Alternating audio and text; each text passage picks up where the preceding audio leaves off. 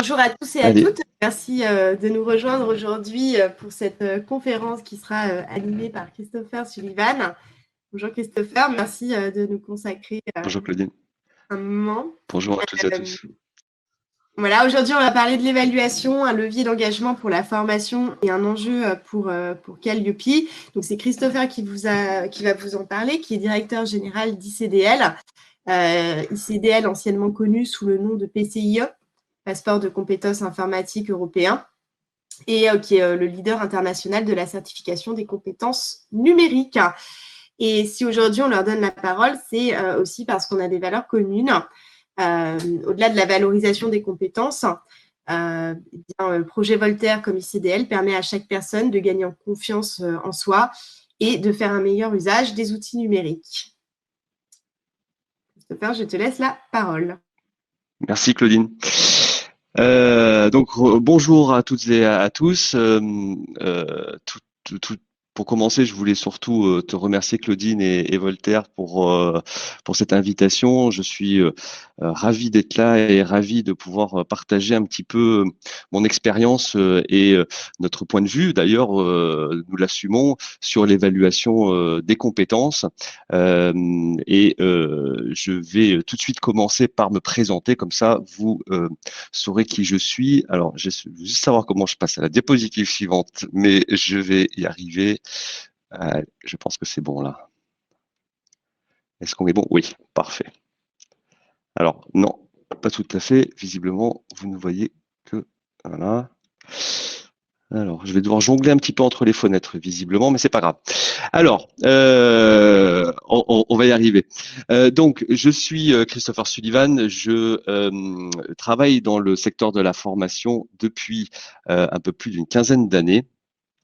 Et je dirige, donc comme le disait Claudine, la branche française de la certification ICDL. Alors, je vous parlerai un petit peu de la certification ICDL pour vous expliquer ce que c'est et ce que nous faisons dans la diapositive suivante. Mais je suis aussi par ailleurs depuis très peu de temps d'ailleurs administrateur de la FFP nous avons été partenaires justement de Voltaire là-dessus. Nous sommes des structures adhérentes à la FFP et c'est comme ça d'ailleurs que nous nous sommes rencontrés.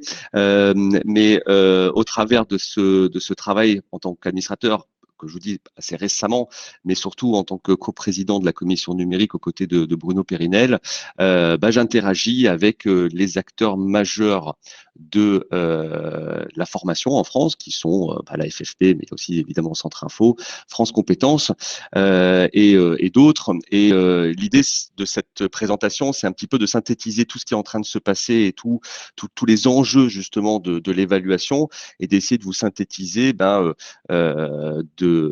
des informations qui peuvent vous aider à vous saisir, si ce n'est pas déjà le cas, de cette partie qui est omniprésente maintenant dans le domaine de la formation, qui est l'évaluation.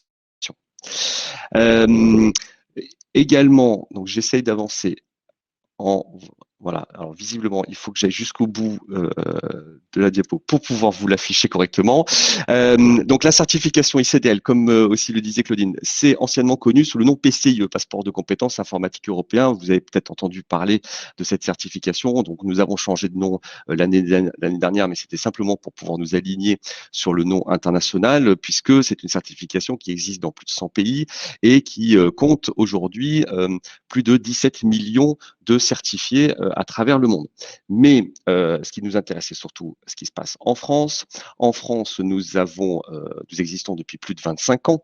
Nous comptons à peu près 300 000 personnes qui ont passé la certification, 2 millions de tests qui ont été passés, puisqu'ils peuvent passer les tests sur de nombreux logiciels, puisque nous couvrons plus de 35 logiciels sur lesquels on peut se certifiés et surtout, nous disposons d'un réseau de 500 centres d'examen. Et c'est là-dessus que je voulais m'arrêter un petit peu ici, puisque tout ce que je vais vous dire aujourd'hui, c'est en fait le recueil de tous mes échanges, de toutes mes interactions, non seulement avec les institutionnels que je citais tout à l'heure, comme Centre Info, France Compétences ou encore la FFP, mais c'est surtout aussi les retours d'expérience de nos formateurs, de nos centres de formation, qu'ils soient organismes de formation privées, publiques ou même des écoles, sur justement leur expérience sur le terrain et de l'utilité que peut justement leur apporter ces évaluations de compétences. Et c'est un petit peu tout ça que j'ai voulu vous synthétiser dans cette présentation aujourd'hui. Alors avant de rentrer dans le vif du sujet, je voulais quand même établir avec vous un vocabulaire commun, puisque on entend beaucoup de choses, on ne sait pas forcément de quoi on parle, et pour illustrer un petit peu tout ce désordre, j'ai voulu vous présenter ici cette nébuleuse, la nébuleuse de Seth. Alors, je dois vous avouer quelque chose, c'est que la nébuleuse de Seth n'existe pas. Mais j'ai trouvé que c'était quand même, j'ai souhaité la nommer ainsi parce que je trouvais que c'était intéressant de se référer à ce dieu égyptien Seth, qui est parmi d'autres le dieu du désordre. Et c'est vrai qu'aujourd'hui, on a un petit peu du mal à s'y retrouver. Alors, c'est quand même la nébuleuse du crabe que vous avez devant vous, et c'est aussi un petit panier de crabes en ce moment. C'est pas évident de se diriger, enfin voilà, de naviguer dans tout ce qui se passe au niveau des réformes et tout ça. Et effectivement, lorsqu'on commence à parler vocabulaire, eh bien, on entend parler de beaucoup de choses: évaluation, positionnement, diagnostic, reconnaissance, certification, cartographie des connaissances, des compétences. Il y a évidemment toute la partie diplômante. Et puis, on habilite aujourd'hui des organismes de formation que France Compétences appelle des partenaires. Voilà, donc on a vraiment beaucoup de termes, et il me paraissait important que, avant de commencer à échanger avec vous, c'est déjà d'établir une sémantique, un vocabulaire commun, se mettre d'accord sur la terminologie que nous allions employer.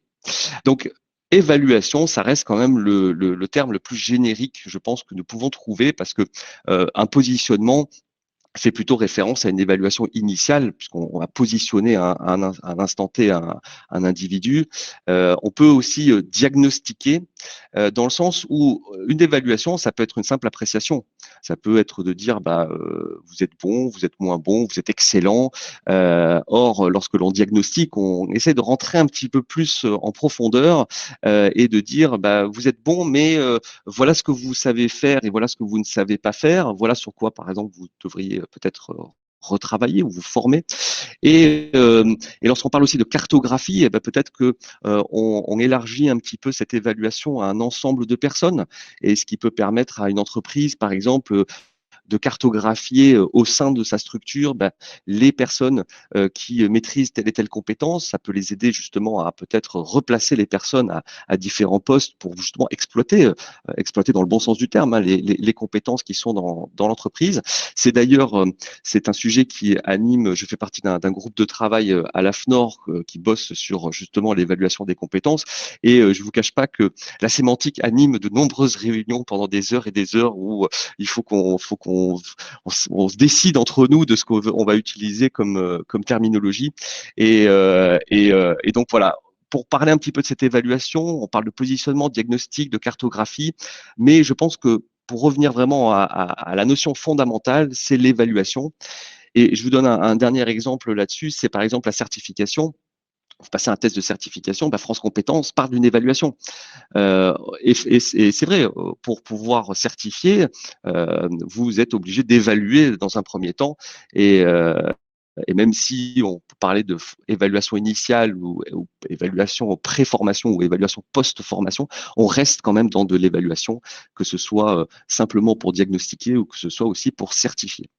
Euh, les connaissances, les compétences, ça aussi, ça fait partie des sujets qui animent nos discussions à l'AFNOR. Bon, les connaissances, c'est des connaissances, les compétences, c'est ce qu'on arrive à faire, c'est ce qu'on fait. On utilise souvent des verbes d'action, justement, et ça, j'en reparlerai un petit peu plus tard dans ma présentation, parce que ça sera important par rapport à Calliope.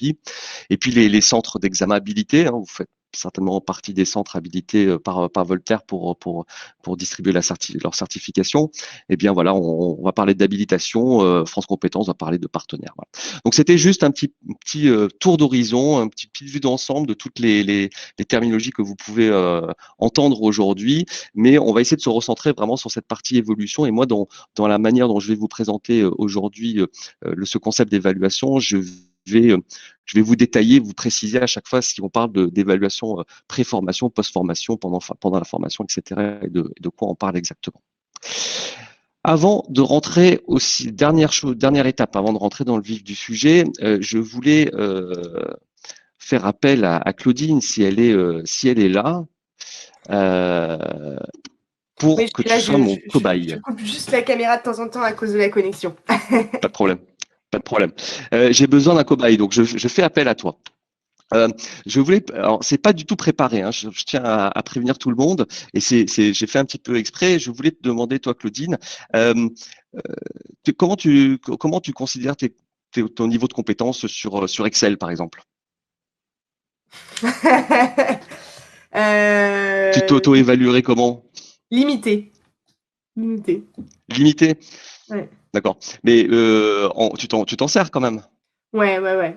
Ouais, ouais. Si, mais en plus, je m'en sers beaucoup, mais je sais que c'est tellement puissant que je pense que je me sers à peine de 5% de ce que Excel peut faire. Enfin, tu fais une estimation sans savoir tout ce qui peut être fait dessus. Donc tu dis 5%, mais Exactement. en fait, tu sais pas si c'est 15% ou si c'est 1%, en fait, puisque Exactement. tu ne sais pas ce que tu ne sais pas ce que tu ne sais pas, comme on dit. C'est un petit peu le Non. problème de l'auto-évaluation. Il y a un autre problème sur l'auto-évaluation aussi, c'est que j'ai bien vu que tu te demandais ce que j'attendais comme réponse et que tu as essayé de. C'est un peu le problème quand on fait une auto-évaluation, c'est que déjà on s'auto-évalue, mais on ne connaît pas l'étendue des compétences qu'on pourrait avoir. Donc c'est toujours difficile de dire, bah moi je sais faire tant de choses, mais en même temps, si vous saviez tout faire, il y a que en sachant tout faire que vous connaîtriez vraiment la limite de tout ce que vous pourriez faire.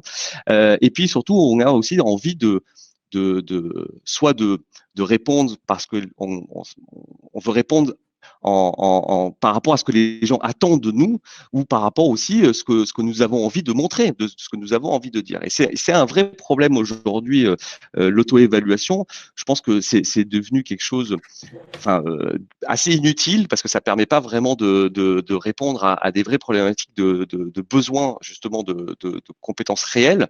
Et pour illustrer ce point, nous avons fait une étude. Alors évidemment, moi je vais dans mes exemples surtout parler de la compétence numérique, mais c'est quelque chose que nous retrouvons finalement sur tous les domaines de compétences. C'est pas vraiment tout ce que je vais vous dire aujourd'hui, c'est générique. Faut le prendre de manière transverse. Ça peut s'appliquer évidemment à tout domaine de compétences. Mais lorsque nous avons questionné des personnes sur ce qu'ils savaient faire, par exemple sur la gestion des emails ou sur la navigation Internet ou sur les compétences numériques, nous leur avons demandé est-ce que vous savez faire ceci, est-ce que vous savez faire cela. En moyenne, ces personnes sur les Internet et emails ont répondu qu'ils savaient faire à peu près 85% des fonctionnalités sur lesquelles on les questionnait. Et puis quand on les a évaluées, en fait, ils ne savaient en faire que 34%. Et puis c'est la même constatation sur les compétences numériques. Donc on voit bien que il y a une différence entre la perception que nous avons de notre niveau, parfois en se surestimant, mais parfois aussi en se sous-estimant. Hein, c'est tout à fait, ça peut aller dans les deux sens, et en fait la réalité des choses. Et c'est là où l'évaluation des compétences est un enjeu important, puisqu'il va permettre justement de mettre le doigt sur la réalité.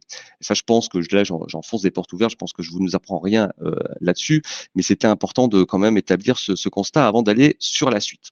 Donc, je vais commencer chronologiquement.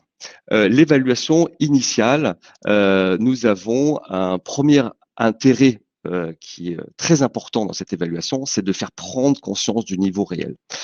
La prise de conscience du niveau réel, elle est importante pédagogiquement, dans un premier temps parce que si vous pensez déjà tout savoir, quand vous arrivez en formation, vous n'allez pas apprendre grand-chose. Il est important, quand nous démarrons une formation, que nous nous remettions en question. C'est uniquement quand nous nous remettons en question que nous sommes capables de intégrer de nouvelles compétences et de progresser. Et très souvent, comme je le disais, des personnes vont se surestimer ou se sous-estimer, donc il faut absolument qu'elles prennent d'abord conscience de leur niveau réel. Et là, l'évaluation initiale joue un rôle important. Ah, j'ai perdu mon partage. C'est moi qui ai C'est fait pas une fausse grave. manipulation, excuse-moi. D'accord, pas de problème. Je recommence, il n'y a pas de souci. Euh, Ensuite, donc je disais, voilà, prendre conscience au niveau pédagogique. Mais c'est pas seulement intéressant au niveau pédagogique, c'est également intéressant au niveau commercial. Lorsque vous allez pouvoir proposer une évaluation à une entreprise, par exemple, eh bien, cette évaluation va jouer va être comment dire, objective et va vous permettre justement de mettre en évidence un besoin éventuel de formation. Donc, c'est très intéressant, évidemment pédagogiquement, mais aussi de manière commerciale. Les autres avantages donc de cette évaluation, c'est que, eh bien, si elle est suffisamment bien faite, elle va vous permettre d'optimiser les formations, parce que je vous rappelle que nous sommes dans une évaluation pré-formation, donc l'objectif c'est quand même à un moment donné d'aller sur la formation, donc ça va vous permettre d'optimiser et aussi de cibler. Et c'est là où les différentes évaluations qui peuvent exister, eh bien, il y a évidemment des certifications, des évaluations qui sont plus qualitatives que d'autres. Il s'agit pas simplement d'apporter une appréciation en disant vous êtes bon ou vous êtes mauvais, mais surtout de pouvoir cibler ce que la personne sait faire et ce qu'elle ne sait pas faire. Et à partir justement de ces informations, de pouvoir optimiser l'offre de formation que vous proposez derrière ou le parcours de formation que vous proposez derrière. Donc ça, c'est les principaux avantages de cette évaluation.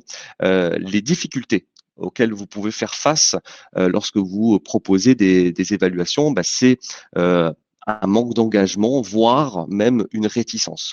Lorsque nous proposons, là je reprends l'exemple avec la certification ICDL, lorsque nous proposons des évaluations, notre réseau de centres propose des évaluations à des entreprises, eh bien, il peut y avoir parmi les collaborateurs de l'entreprise des personnes qui n'ont pas envie d'être évaluées. Elles peuvent se sentir un peu menacées, mises en danger de par cette évaluation. Or, cette évaluation, elle est nécessaire pour savoir sur quoi nous pouvons justement proposer une formation. Et là, pour contourner cette difficulté, il est extrêmement important de très rapidement, lorsqu'il y a une démarche d'évaluation qui se met en place, de sensibiliser, d'avoir une vraie pédagogie sur l'intérêt de cette évaluation et d'expliquer que cette évaluation, c'est pas une évaluation sanction. On n'est pas en train d'évaluer parce que nous souhaitons critiquer la personne, mais plutôt au contraire de l'aider à s'améliorer, de l'aider à être plus à l'aise dans le domaine de compétences sur lequel nous évaluons. Donc il est tout à fait possible de contourner ces freins, mais il faut les prendre le plus tôt possible, de manière à justement sensibiliser et rassurer les individus que nous allons évaluer et faire en sorte qu'elles ne se sentent pas donc menacées ou agressées par cette évaluation. Mais cette réticence, ce manque d'engagement, il existe. On se rend compte aussi très souvent que lorsqu'un DRH met en place une évaluation pour ses collaborateurs, eh bien, qu'il faut embarquer le personnel dans cette démarche-là. Il faut aussi que le DRH joue son rôle d'accompagnateur et quand nous le constatons régulièrement, si on envoie des tests d'évaluation à une trentaine de personnes dans une entreprise, eh bien il y en a qui vont le faire très rapidement parce qu'elles sont motivées ces personnes et qu'elles veulent aller vite. Puis vous en avez d'autres qui ont besoin d'être un peu plus relancées, d'être un petit peu plus motivées. Et là c'est effectivement le DRH qui peut jouer ce rôle pour embarquer un petit peu tous les collaborateurs là-dessus. Donc ça, c'était la première étape de l'évaluation.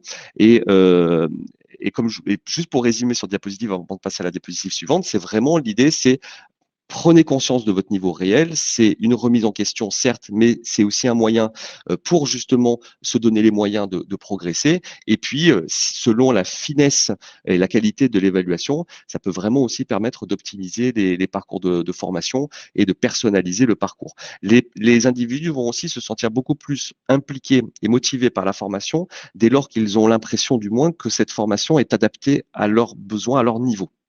Donc ça aussi, c'est intéressant au travers de cette évaluation de pouvoir leur proposer un parcours de formation adapté.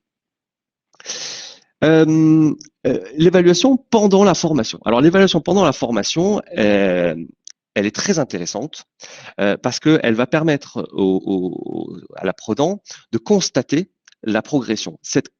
Constater la progression assez tôt dans la formation, ça va permettre d'augmenter la motivation de l'apprenant. Il va voir qu'il a déjà commencé à progresser et dès lors qu'il peut constater cette progression, il va se dire donc ça marche, donc je vais continuer à m'investir, continuer d'être motivé dans cette formation.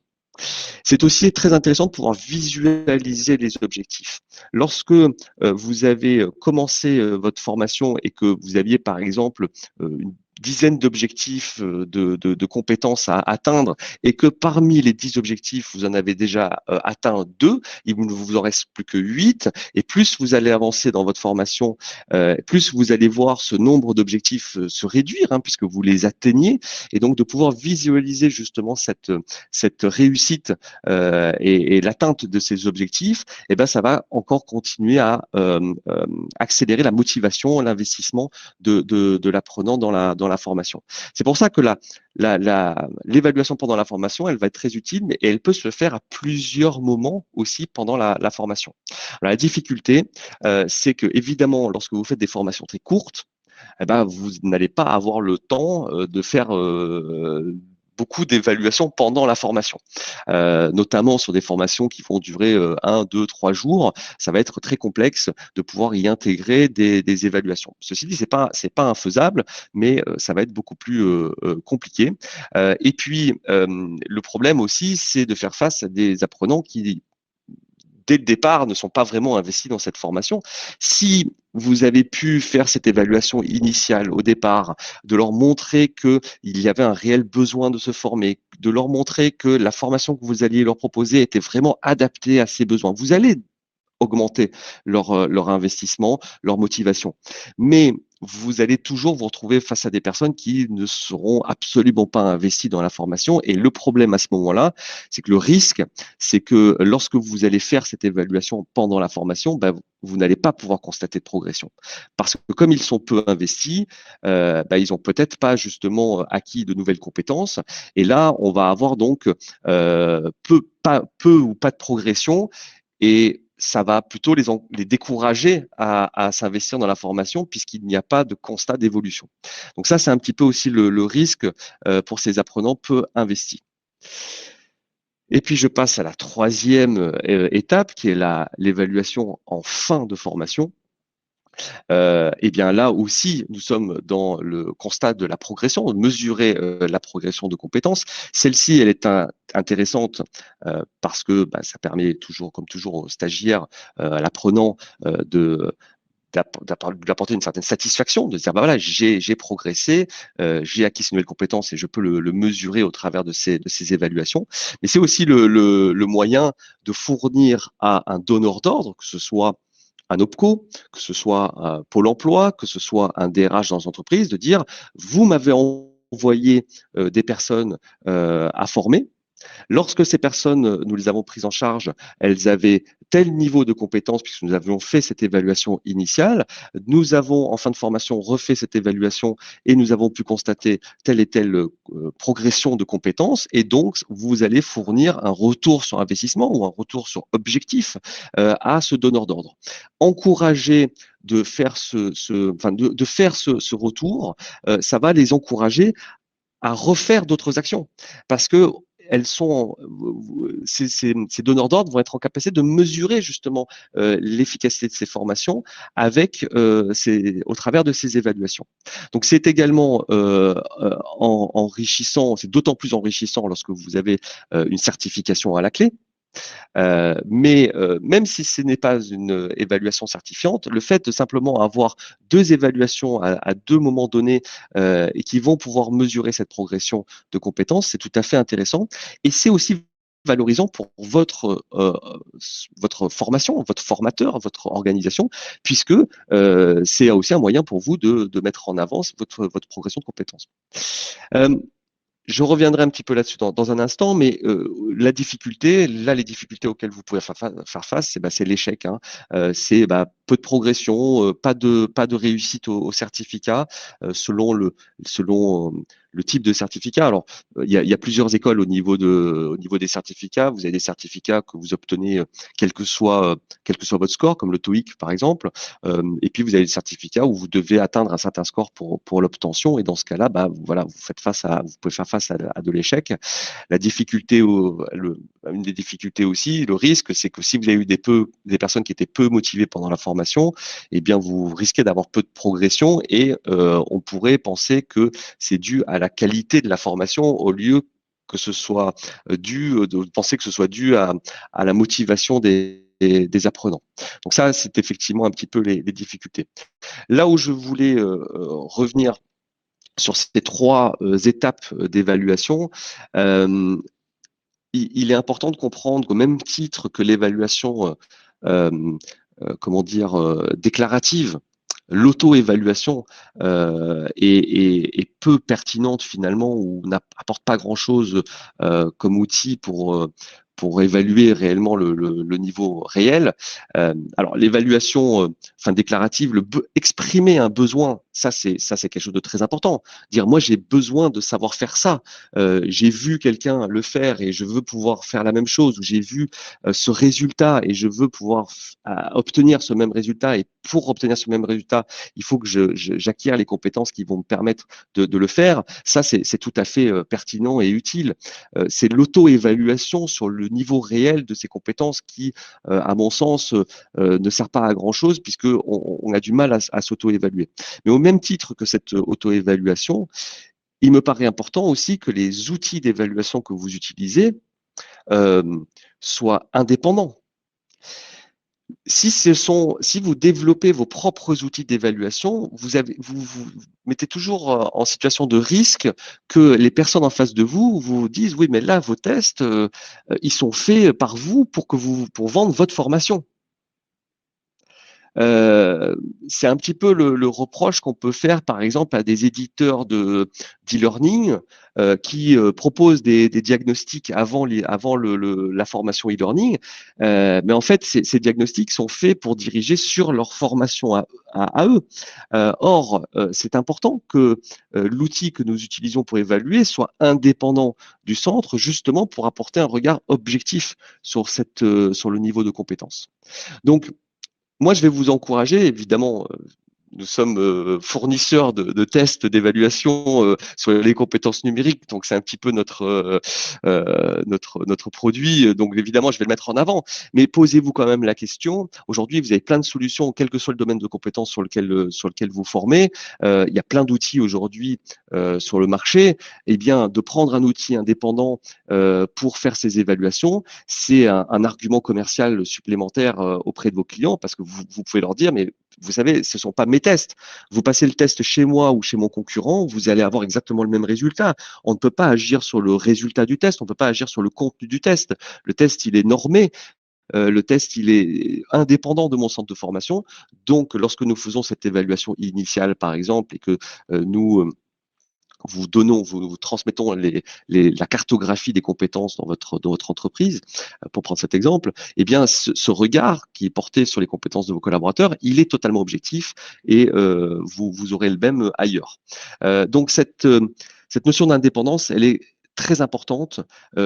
Quelle que soit l'évaluation que vous êtes en train de faire, que ce soit une évaluation initiale, une évaluation en cours de formation ou après la formation, et elle est d'autant plus intéressante si vous faites une évaluation, une mesure de la progression de compétences, puisque cette progression de compétences, c'est l'efficacité de votre formation, c'est l'efficacité de votre formateur, et si vous avez donc une mesure qui peut être indépendante, eh bien, elle sera d'autant plus crédible et valorisante pour justement votre centre.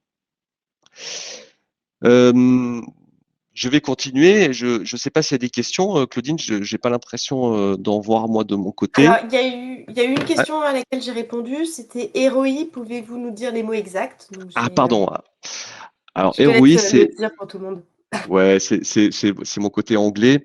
ROI, c'est Return on Investment. Donc, c'est le retour sur investissement. Je sais que c'est un terme que nous utilisons que les entreprises utilisent principalement en termes de productivité ou d'investissement, de gains sur investissement, etc. Et ça s'applique pas fondamentalement, ça s'applique pas à la formation dans le sens où la formation, bien, on est sur l'individu, on se fixe des objectifs, c'est quelque chose de beaucoup plus humain que juste du retour sur investissement. Mais il y a quand même un élément important, c'est qu'aujourd'hui, les entreprises, elles ont besoin de ce retour sur investissement. Et nous avons besoin, nous les professionnels de la formation, de convaincre les entreprises que la formation, c'est un investissement. Nous avons encore beaucoup trop d'entreprises en France qui voient la formation comme une perte de temps. Vous avez encore beaucoup trop d'entreprises qui, lorsque vous avez des salariés qui sont en formation, qui se disent, ils sont pas à leur poste, ils sont pas en train de travailler, ils sont pas en train de faire leur boulot, et donc, il y a du travail qui est perdu, quoi, entre guillemets. Or, la plupart des études, je peux vous en citer plein, montrent bien qu'en fait, c'est le fait de ne pas former qui fait perdre plus de temps aux entreprises. C'est le fait de ne pas former qui leur fait perdre leur productivité. Donc, c'est vrai que ça peut paraître paradoxal parce qu'on accompagne les personnes dans l'acquisition de nouvelles compétences. C'est de l'accompagnement humain. Voilà. Que je vous le dis au travers de toute mon expérience, je sais à quel point une formation peut être valorisante pour l'individu, à quel point elle peut être satisfaisante. Et c'est vrai que ça peut paraître un peu paradoxal de parler de la reconnaissance des individus, de la valorisation des individus, et en face de mettre du retour sur investissement. Sauf que si on veut motiver les entreprises à investir dans la formation, il faut qu'elles le voient comme un investissement.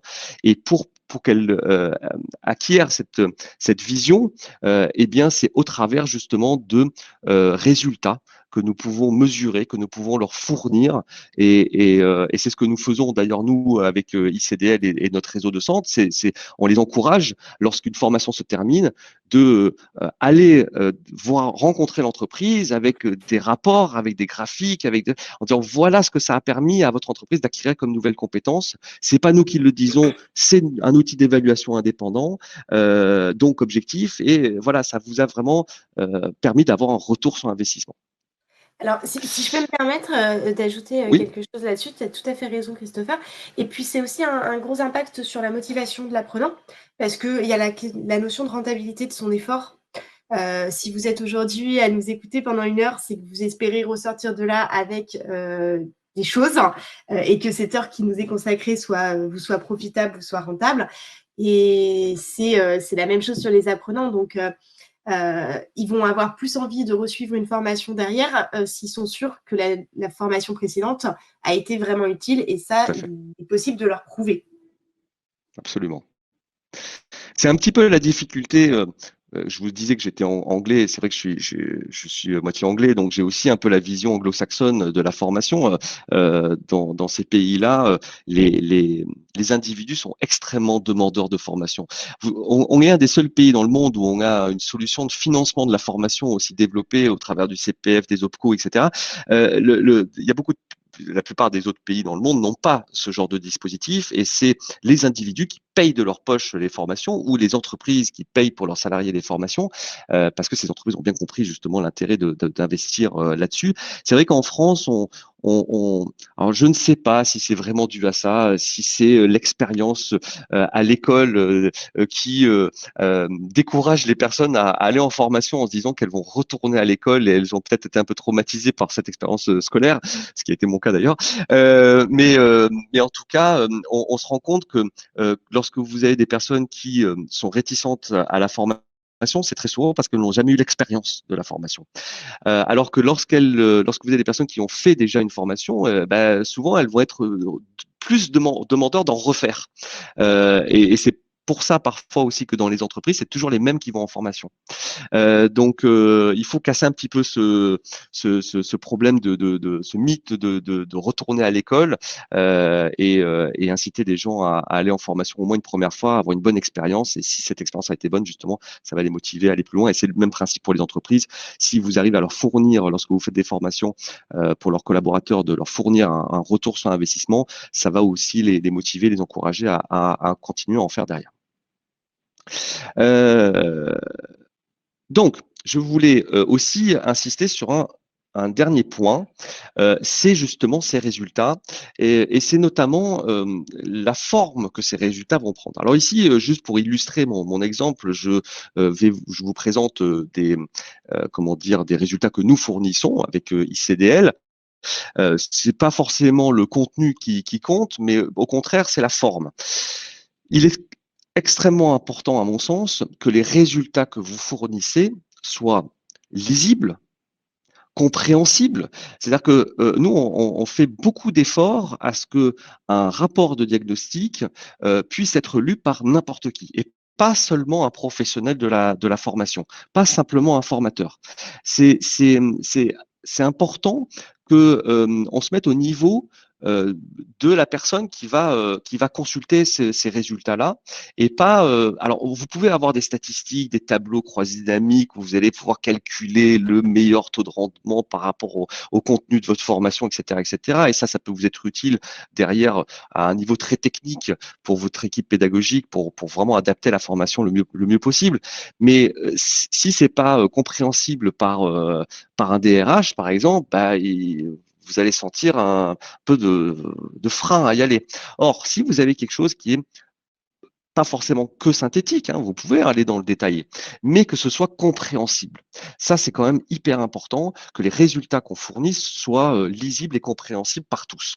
Vous voyez que ici, par exemple, sur nos rapports, vous avez des étoiles, voilà, on a des graphiques, on a des couleurs. Ça permet à la personne qui va consulter ce rapport de tout de suite comprendre, soit si c'est sa propre évaluation, de comprendre où est-ce que la personne se situe et les points forts, les points faibles et de voir justement sur quoi il va falloir travailler, mais aussi pour un donneur d'ordre, encore une fois, que ce soit une entreprise, un OPCO ou un pôle emploi ou peu importe, de pouvoir justement avoir tout de suite l'information qu'il recherche, connaître son niveau.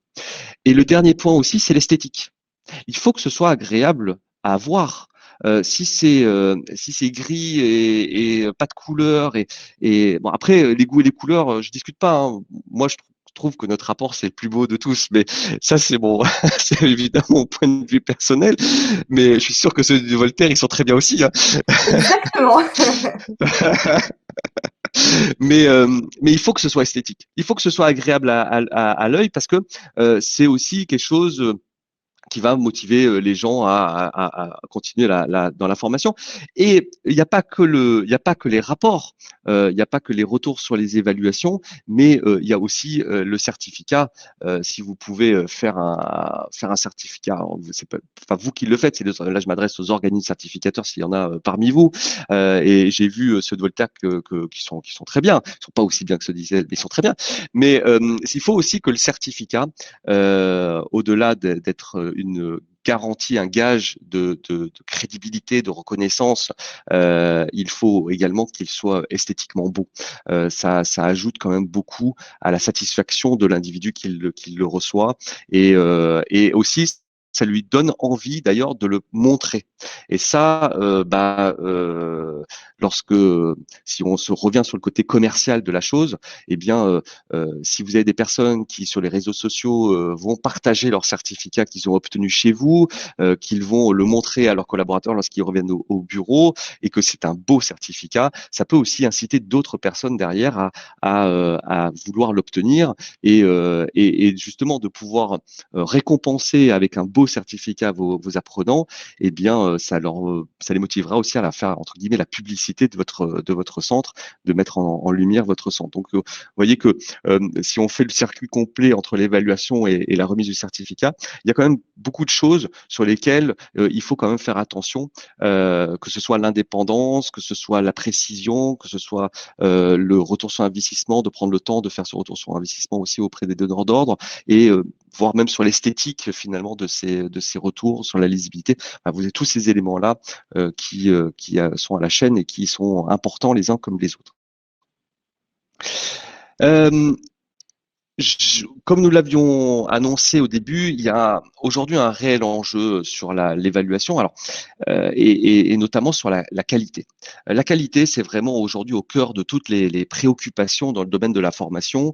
Il y a donc la certification Calliope qui arrive, enfin qui est là aujourd'hui. Évidemment, il y en a probablement beaucoup d'entre vous qui l'ont peut-être déjà obtenu. Si ce n'est pas le cas, vous êtes peut-être datadocké. Si vous n'avez ni le Datadoc ni Calliope, ne perdez pas de temps avec le Datadoc, allez directement sur Calliope. Je suis même pas sûr d'ailleurs qu'on puisse encore obtenir le Datadoc actuellement. Il y a des échéances, je vous en parlerai dans la diapositive suivante. Mais c'est vrai que aujourd'hui, vous avez cette notion de qualité qui est présente un petit peu de partout dans le domaine de la formation. Vous avez les évaluations, pas de compétences en l'occurrence, mais les évaluations des stagiaires, les évaluations des formateurs. Vous avez maintenant aussi une appréciation sous forme de scoring sur votre organisme de formation sur EDOF, enfin sur mon compte formation.gouv.fr, sur l'application. La qualité, c'est essentiel, c'est le point le plus important. Et donc, vous avez cet objectif qui est au 1er janvier 2022 pour tous parmi vous, si ce n'est pas encore le cas, justement, d'obtenir votre certification Calliope. Alors, dans Calliope, je le rappelle, c'est un petit peu le côté contradictoire de cette certification, c'est qu'en fait, Calliope ne vous demande pas d'avoir de bons scores. Vous demande pas d'être bon dans ce que vous faites. En fait, Calliope vous demande de vous poser les bonnes questions. C'est surtout ça. Et donc, il y a 4 critères aujourd'hui, 4 indicateurs qui sont concernés par tout ce qui est évaluation et ou certification. Donc, je vais vous les présenter. Nous, en l'occurrence, chez ICDL, on a mis en place des outils pour aider justement nos centres à répondre correctement à ces indicateurs. Donc, vous avez l'indicateur numéro 3 qui vous impose de communiquer sur le taux d'obtention ou sur la possibilité de valider partiellement une certification, les équivalences de certification, les passerelles ou les débouchés ou les suites de parcours que vous pouvez envisager à la suite d'une certification. Petite précision, par exemple, c'est le taux d'obtention. Est-ce qu'on parle de taux d'obtention ou taux de réussite? C'est deux choses différentes. Je vous donne un exemple. Vous avez deux personnes qui passent, une personne qui passe 3 fois le même examen et l'autre personne qui passe 2 fois le même examen. Celle qui passe l'examen 2 fois échoue aux 2 tentatives, et puis celle qui le passe 3 fois réussit au bout de la 3e tentative. Donc vous avez 5 tentatives en tout, réparties sur 2 personnes. Il y en a Parmi les 5 tentatives, il y en a une seule qui a abouti à l'obtention du diplôme ou de la certification. Eh bien, votre taux de réussite est de 20%, puisque vous avez un examen réussi sur 5. Or, le taux d'obtention, eh bien, c'est le nombre de personnes qui ont obtenu la certification ou le diplôme. Et là, vous passez de 20 à 50%, puisqu'il y en a un des deux qui a quand même obtenu son diplôme ou son certificat. Donc, vous voyez qu'il faut être très attentif à ce sur quoi on communique, ce sur quoi on se base pour informer sur notre taux d'obtention, le taux de réussite, etc. Mais donc, vous devez vous poser ces questions-là. La plupart aujourd'hui des organismes certificateurs vous fournissent ce genre de data, ce genre de taux directement dans les plateformes, etc. que vous utilisez, et donc vous aide justement à répondre à cet indicateur. L'indicateur suivant, c'est l'indicateur 7 qui vous demande d'établir un tableau de corrélation entre les formations que vous dispensez et les certifications que vous visez au travers de ces formations.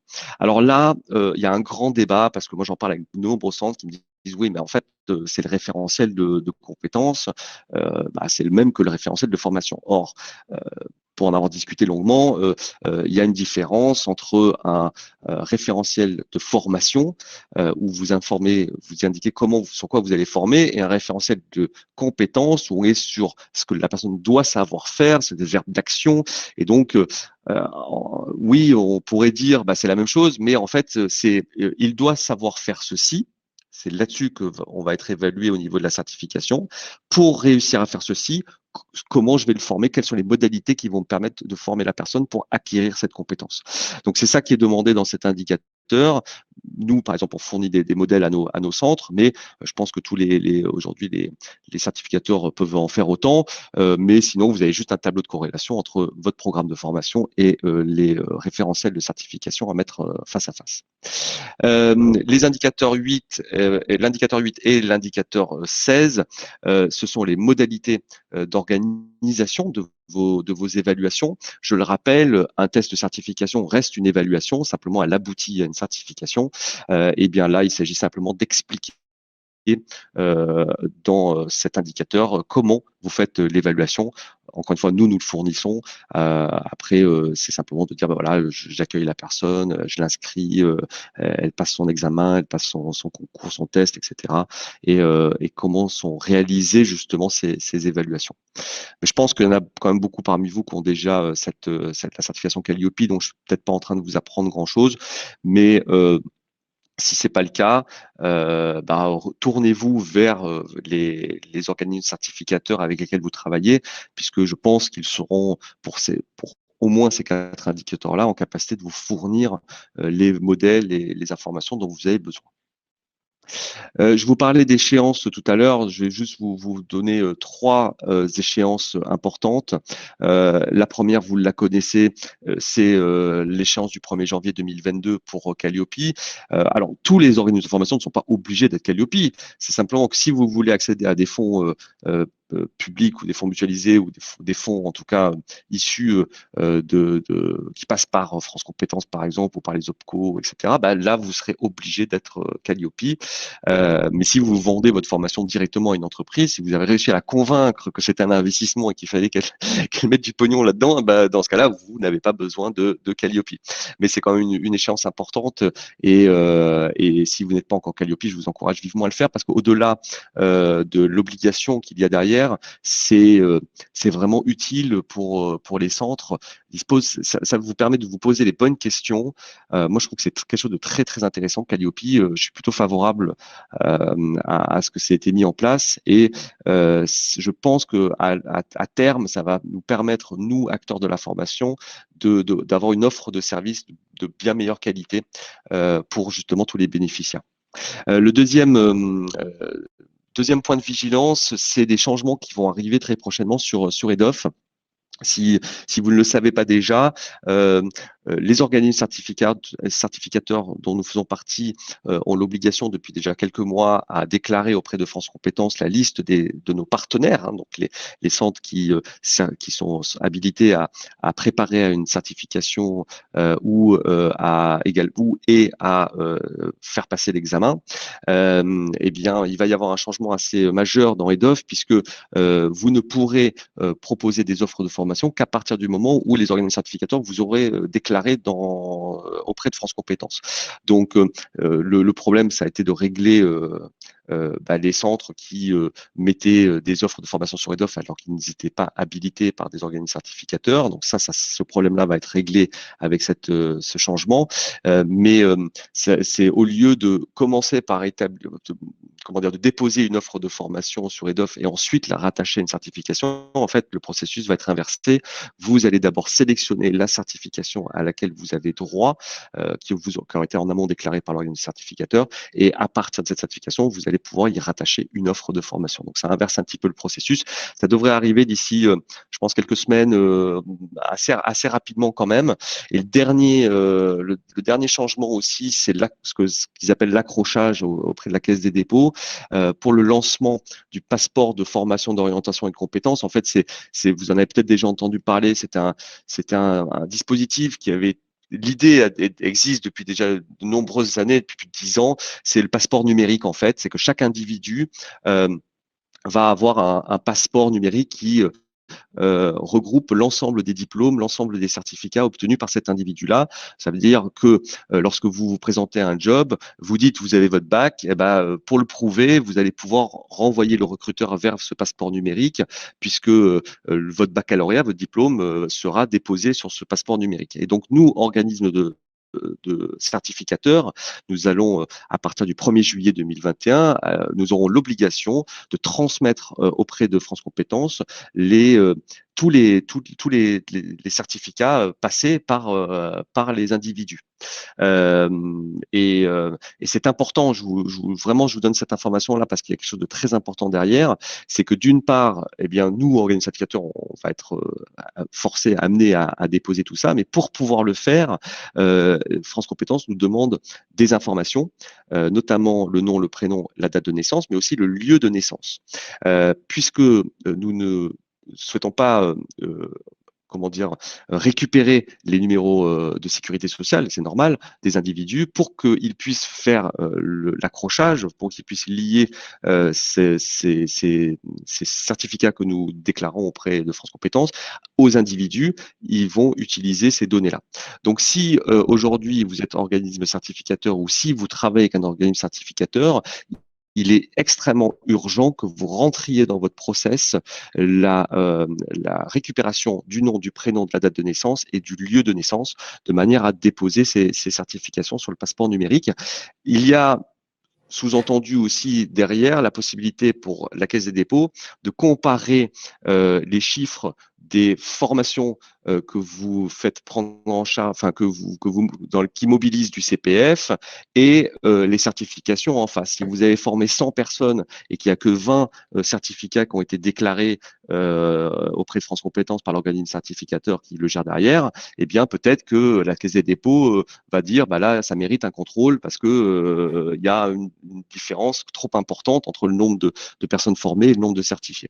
Donc ça c'est quand même extrêmement important que vous rentriez cette obtention de données dans votre process. Alors, on a des Voilà questions. pour moi. Ah, Ah bah eh ben, tiens, écoute, c'est je vais faire parfait. des signes. J'étais arrivé à la fin, on a 10 petites minutes pour échanger, donc c'est parfait. Alors, Marie nous demande, enfin te demande, pour les centres de remise à niveau, les préparations aux sélections, est-ce que la certification est également obligatoire?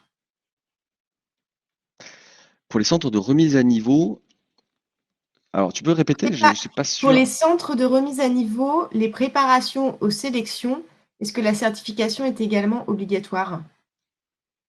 Mais obligatoire pour faire quoi? Pour la prise en charge CPF ou ça n'a rien à voir?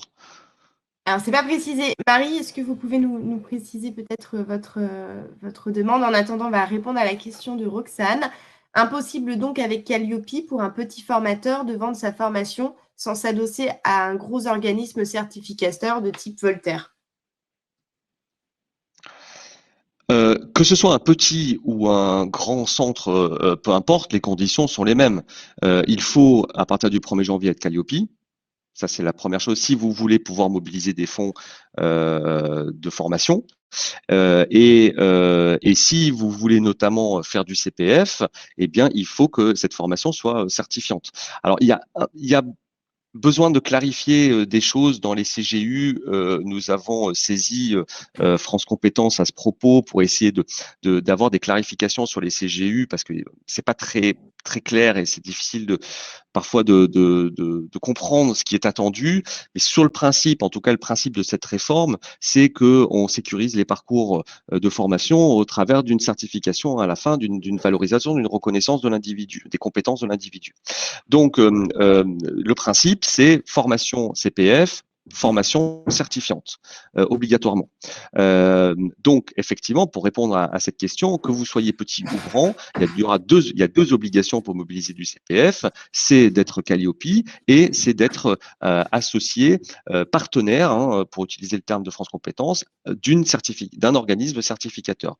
Alors, vous pouvez tenter, si vous le souhaitez, de déposer vos propres certifications. Je je veux pas vous décourager, mais vous savez qu'il y a que 15% des certificats aujourd'hui qui sont des dépôts qui sont faits auprès de France Compétences au RS qui sont retenus. C'est-à-dire qu'il y a quand même 85% qui sont rejetés. Déposer, c'est une vraie logistique, c'est une vraie ingénierie. Nous le savons, Voltaire et ICDL. Et en fait, le plus difficile dans tout ça, c'est de prouver que votre certification a une valeur d'usage. Or, si vous le faites uniquement pour vos propres stagiaires, ça n'a pas de valeur d'usage au niveau national, au niveau de tous les Français. Nous, nous, on fait 120 000 certificats par an, ça couvre beaucoup de monde. Donc, voilà, on peut prouver de cette valeur d'usage. Donc, voilà, je ne veux pas vous décourager à aller déposer vos certifications. S'il y a un vrai besoin sur le marché, c'est tout à fait intéressant de le faire, mais il ne faut pas le faire que pour vous. Donc, si vous déposez une certification, il faut vraiment avoir dans l'idée que derrière, vous allez pouvoir la proposer à d'autres organismes de formation, que ce soit en le faisant payer ou pas, peu importe, mais enfin, voilà, vous ne pouvez pas le faire seul. Ça va un petit peu à l'encontre de l'idée. Donc, oui, je résume, Calliope et organisme certificateur, c'est obligatoire. Myriam demande, y a-t-il des particularités pour les organismes de formation exclusivement à distance dans les exigences Calliope? Pas que je sache. Pas que je sache. J'ai pas l'impression que les modalités de formation soient, non. Parce que formation présentielle, formation en face à face, formation magistrale, formation à distance, formation blended, formation. Ce qui compte dans Calliope, c'est de montrer que on s'est posé les bonnes questions au bon moment. Est-ce que cette formation est adaptée? Est-ce que ce contenu est adapté? Est-ce que ça a permis d'acquérir des nouvelles compétences? Voilà, c'est le principe de Calliope, c'est plutôt de vous alerter sur ce que vous devez vous poser comme question. Après, les modalités en soi, je pense, je pense pas que c'est vraiment impactueux. Après, je suis pas un expert de Calliope non plus. Voilà. Faut y aller, faut être prudent dans ce que je dis là-dessus. Je suis expert sur les 4 critères qui nous concernent, mais pour tous les autres, il y en a beaucoup, mais je pense pas. Alors, Marie a précisé sa demande. Donc, pour les centres de remise à Ah. niveau, les préparations aux sélections, est-ce que la certification est également obligatoire? Et donc, elle précise, en effet, dans le cadre de la prise en charge CPF ou dans le cadre des aides apportées aux apprenants lors de la préparation aux sélections et au concours. Oui, mais là, je reviens sur le cas de la réponse que je donnais tout à l'heure. En fait, il y a besoin d'avoir des précisions, des clarifications au niveau des conditions générales d'utilisation du CPF. Je le conçois, c'est pas clair. Il y a des choses sur lesquelles on a vraiment des difficultés à comprendre, mais chaque fois que nous nous basons sur les déclarations qui sont faites par France Compétences ou par la Caisse des dépôts, ce que nous retenons de ces déclarations, c'est formation. Pour qu'on puisse mobiliser du CPF, la formation doit être certifiante. Donc, il y a pas de,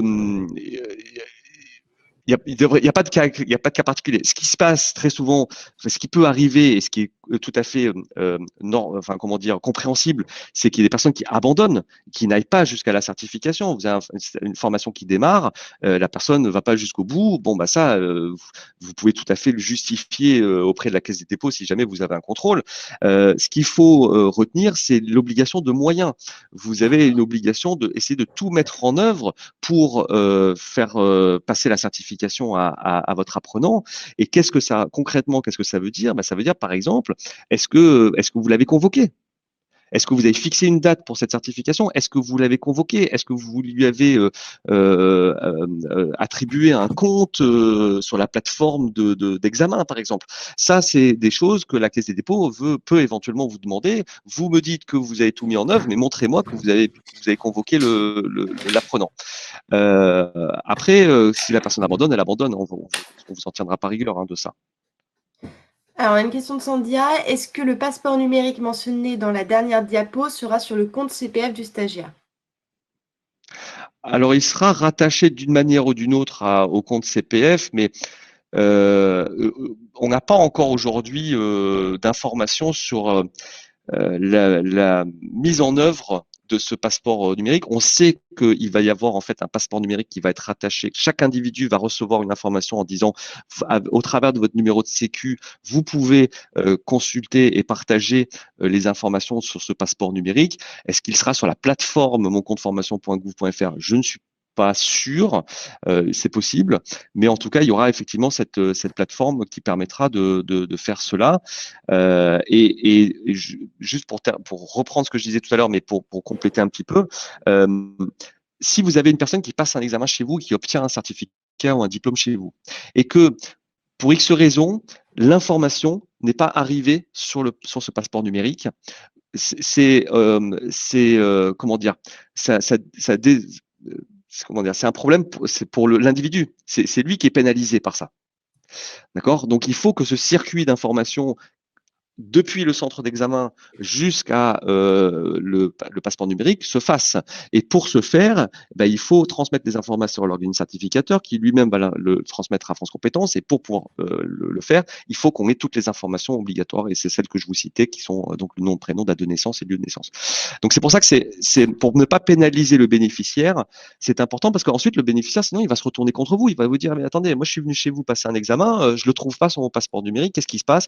Et ça va vous demander du travail supplémentaire pour aller retracer pourquoi est-ce que cette information-là n'est pas remontée. Donc assurez-vous de bien obtenir les informations dont vous avez besoin pour que nous puissions faire cette déclaration. On prend une dernière question et puis après, de toute façon, on n'en a plus. Donc, il y a Roxane qui demande, pour être éligible au CPF, il suffit d'avoir une habilitation à certifier de type Voltaire ou être aussi sur Datadoc Calliope. Oui, actuellement, Datadoc, ça suffit.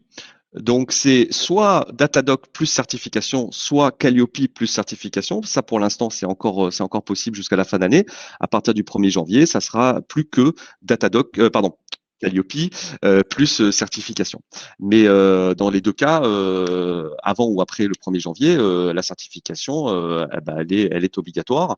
Et encore une fois, c'est quelque chose qui va être verrouillé au travers de EDOF, puisque prochainement, si je vous prends l'exemple inverse, si aucun organisme certifié, si vous n'avez passé aucun accord avec aucun organisme certificateur, c'est-à-dire qu'aucun certificateur ne vous a déclaré auprès de France Compétences, lorsque vous vous connecterez à EDOF, vous ne pourrez rien faire. Vous serez bloqué dès la connexion. Et si vous passez un partenariat avec Voltaire et que Voltaire vous déclare auprès de France Compétences, lorsque vous vous connecterez à EDOF, vous aurez la certification Voltaire. Vous cliquerez sur la certification, j'illustre un peu, mais vous cliquerez sur la certification Voltaire et à ce moment-là, on va vous dire, OK, quelle formation est-ce que vous voulez dispenser et quelle offre de formation vous voulez déposer sur EDOF et ça sera automatiquement rattaché à cette certification-là.